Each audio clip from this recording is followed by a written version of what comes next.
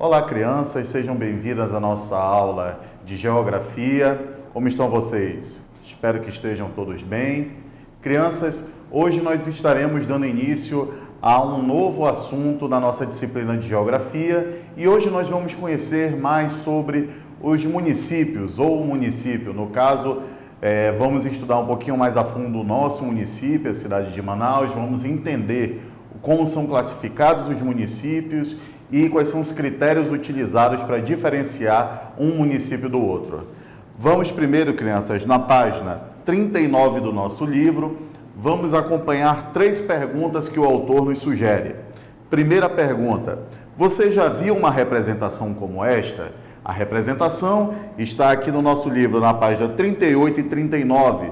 E no caso, é uma planta de um município, no caso aqui, o município de Parintins, município também situado no nosso estado, vizinho ao nosso, muito conhecido pelo seu festival folclórico, Festival dos Bois Bumbás, ok?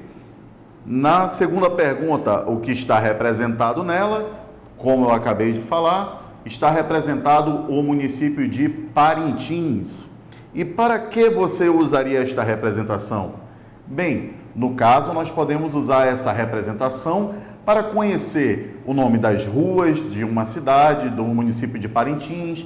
Podemos utilizar para orientar os turistas, para nos orientar, para saber qual é o nome da rua onde você mora, o nome da rua onde se encontra, por exemplo, um ponto turístico da cidade, entre outras situações, ok? Mas a principal função de uma planta é utilizar para a localização de um elemento, ok? Vamos para a página 40. Olha só, o que é um município? Você sabe o nome do bairro onde mora? E do município? Todo bairro faz parte de um município. Município é a menor unidade administrativa do nosso país, com um governo próprio. Um conjunto de municípios forma um estado.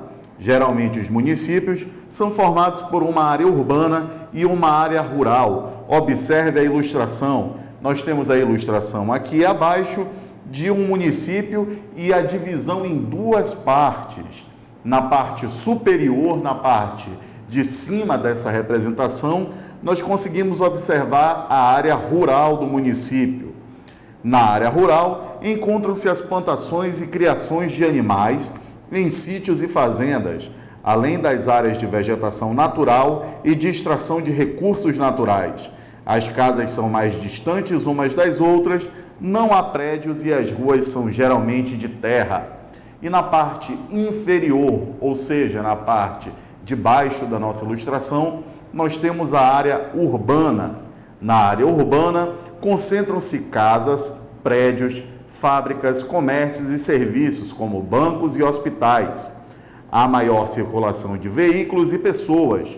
Geralmente as ruas são asfaltadas. Então, olha só, crianças, nessa primeira parte, nós já temos dois conceitos bem importantes de nos lembrarmos. Primeiro, que município é a menor unidade administrativa do nosso país. Ou seja, quando a gente pensa em divisão do nosso país, nós temos, primeiramente, a maior, que é o país como um conjunto. Depois nós temos as unidades federativas ou estados. E, por último, sendo a menor parte desse conjunto, nós temos os municípios. E todo município tem um governo próprio. No caso, o governo do município é exercido pelo prefeito e vice-prefeito, ok? Então, do menor para o maior, da menor parte para a maior parte do conjunto, nós temos os municípios, as unidades federativas ou estados, como também podemos chamá-los, e, finalmente, o país, que é a maior parte, é a união desses estados e municípios, consequentemente. E temos também diferenças entre a área urbana e a área rural do município.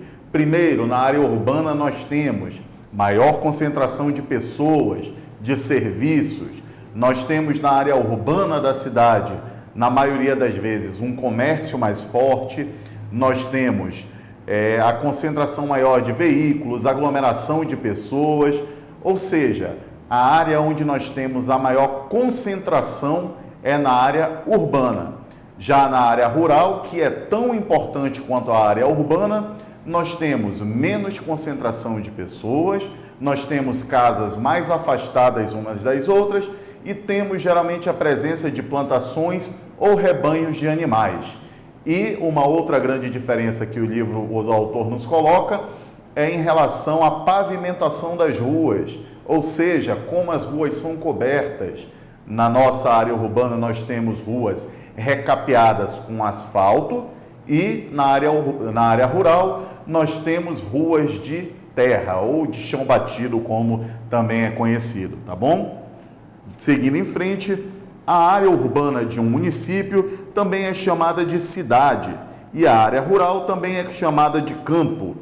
Alguns municípios possuem uma extensa área urbana, em outros, a área rural é maior que a urbana. O campo e a cidade têm igual importância em um município. Geralmente, as atividades de cada um deles se complementam. Muitos dos alimentos que consumimos são produzidos no campo: verduras, frutas, legumes, ovos e carnes, por exemplo. Alguns desses alimentos são transformados nas indústrias, geralmente localizadas nas cidades. Os serviços e comércios que estão na cidade também são utilizados pelos moradores do campo. O que é produzido na área rural e urbana de um município é também comercializado com outros municípios. Então vamos lá, para a gente encerrar essa primeira parte. Como eu falei para vocês, importante relembrar, não é porque na área urbana nós temos uma maior concentração de pessoas, mais circulação de produtos e de serviços, que ela seja mais importante do que o campo. Isso não é verdade. Tanto a área urbana quanto a área rural tem igual necessidades e tem também um igual valor. Nós temos o mesmo valor entre os dois. Não é que o campo seja menos importante que a cidade. Eles são diferentes. Enquanto aqui na cidade nós temos serviços, nós temos um comércio maior, no campo nós temos a produção. Se não existisse o campo, nós não teríamos produtos essenciais para a nossa vida. Seria praticamente inviável, seria quase impossível você conseguir manter um bom rebanho de animais dentro da cidade. Não é um ambiente que proporcione boas condições para que você possa ter esse tipo de atividade. Então, o campo tem tanto valor quanto a cidade, ok? Seguindo em frente na página 42, origem e formação dos municípios. Todos os municípios têm uma história. Eles têm uma origem e sofreram transformações ao longo do tempo. Muitos municípios brasileiros tiveram início por meio de um pequeno povoado. Outros surgiram da divisão de um município mais antigo. Conheça no texto abaixo a história de São Caetano do Sul, um município do estado de São Paulo. A história de São Caetano do Sul.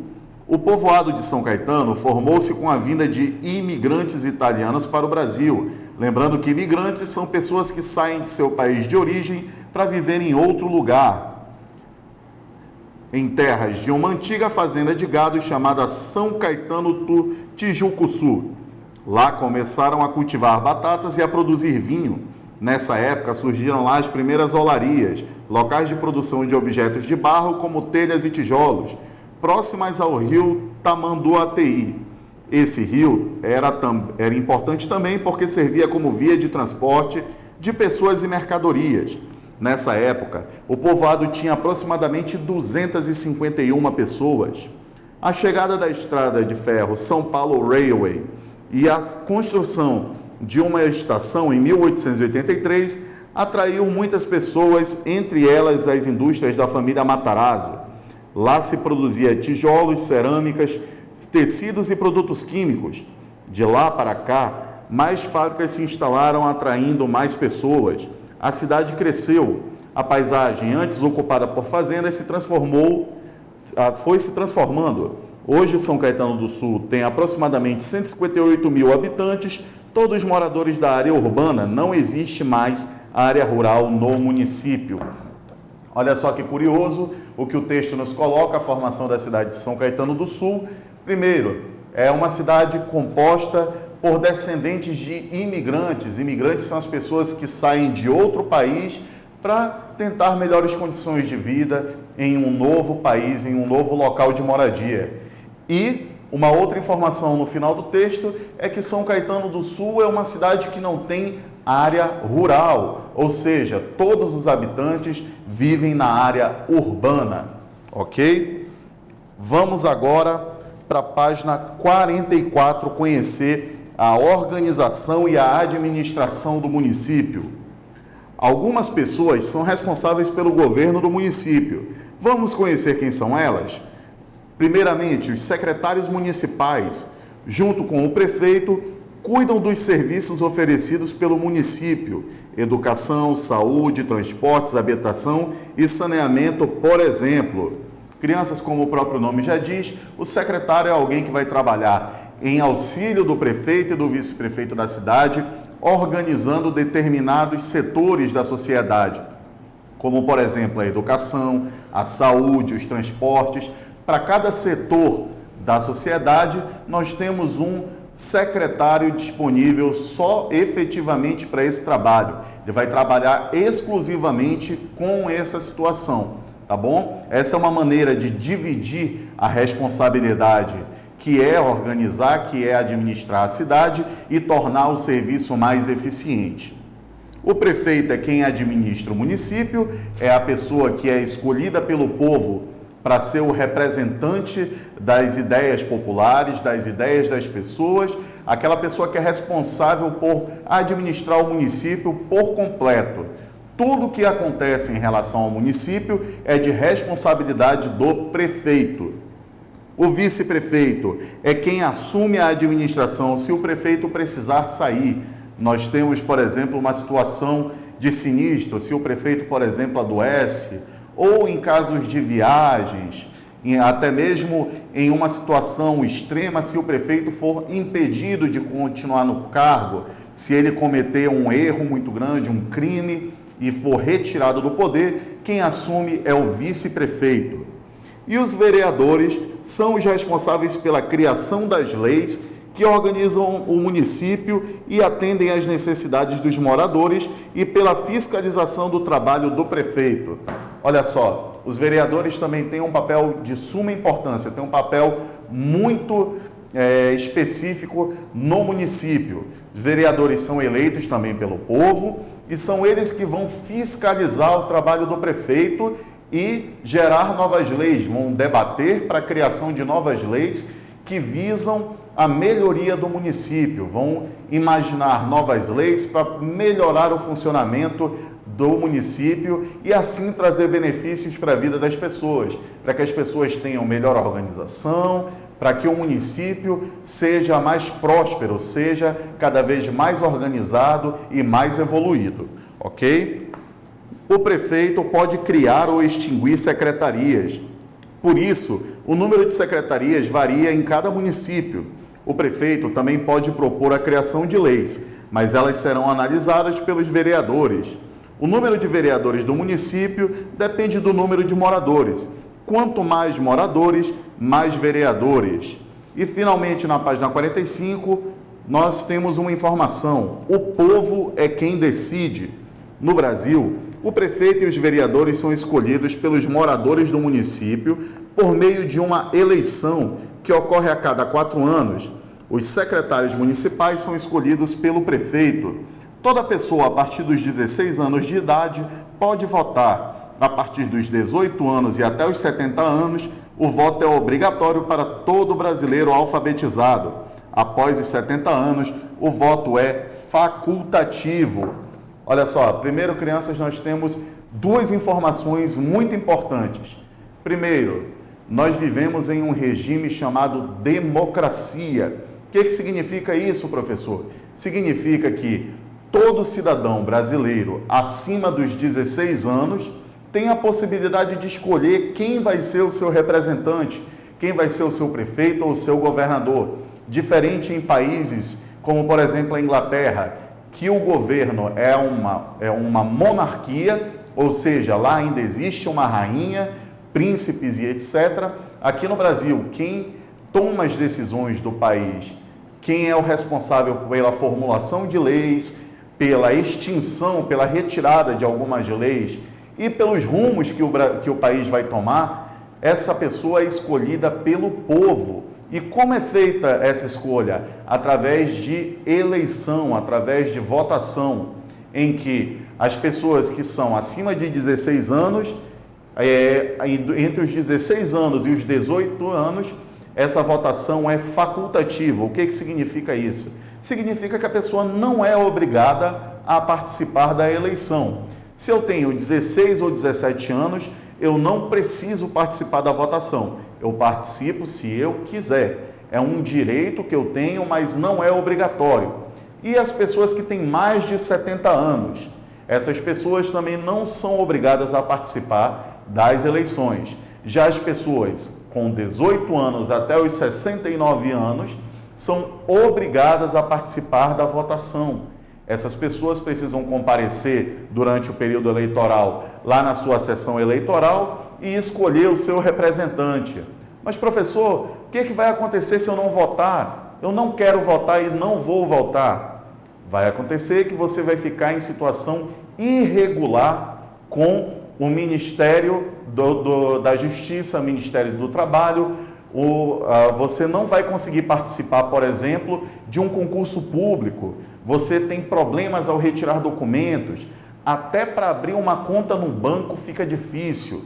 Ou seja, o Ministério Eleitoral, os cartórios eleitorais têm uma importância muito grande na nossa vida. É preciso cumprir essa obrigação que nós temos de votar e, afinal, é um direito que foi muito difícil de ser conquistado. Então, é importante participar das eleições e expressar a sua vontade, expressar o seu desejo de escolher. Existem países em que não existe essa possibilidade e as pessoas sofrem muito por isso.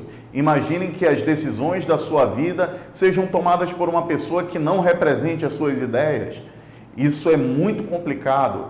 Então, para que nós tenhamos um sistema mais justo, é muito importante que cada cidadão saiba da importância de participar das eleições e também de conhecer os candidatos, tá bom? Conhecer quais são as ideias, as propostas, não simplesmente votar por uma troca de favores ou por algo que lhe foi prometido, mas sim pensar no bem coletivo na hora de escolher os seus candidatos, tá bom? Crianças, com essa parte nós encerramos a nossa aula de hoje. Temos bastante exercício de geografia para casa. Nós temos exercícios na página 41, 43, 45, 46 e 47. Lembrando que nós teremos ainda o plantão de dúvidas à disposição através do nosso grupo do WhatsApp, esse novo sistema que nós estamos começando para tirar as dúvidas de vocês. Qualquer dúvida, anota no caderno, anota, deixa separadinho que na nossa live de correção nós iremos juntos retirar essa dúvida, tá bom? Muito obrigado pela atenção de vocês, façam os exercícios com calma, com atenção e até a próxima, crianças. Tchau, tchau.